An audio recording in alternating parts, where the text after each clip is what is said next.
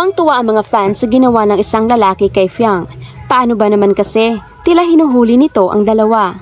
Makikita sa video na gino-good time ng lalaki si Fiang at sinabing siya nga ba raw ang dahilan kung bakit pabalik-balik si Fiang sa lugar na yun. Napataas ng kilay si Fiang at tinuro si JM. Aniya, lagot ka. At tumawa lang si JM sa likod. Kaya naman nilapitan ng lalaki si JM at tinanong niya ito kung siya ba ang jowa ni Fiang at tawang-tawang humingi ng pasensya sa binata. Hindi umuo at hindi dininay ng dalawa ang pasimpleng tanong ng lalaki. Kaya naman labis ang kilig na naramdaman ng mga fans. Lagi ka dito? Madalang po na. Pero favorite spot ko. So parang lagi mo pinupuntahan ba dito? Ako ba yung dahilan? Ba't nandito ka? Ayos ka! ito, yun na, labas ka.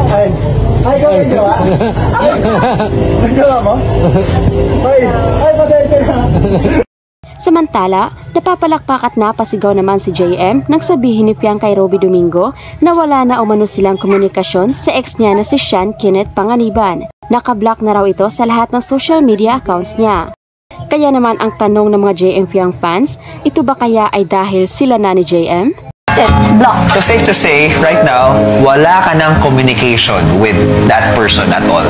In any of my social media accounts, wala. I'm so proud of you. Yeah. Buti naman.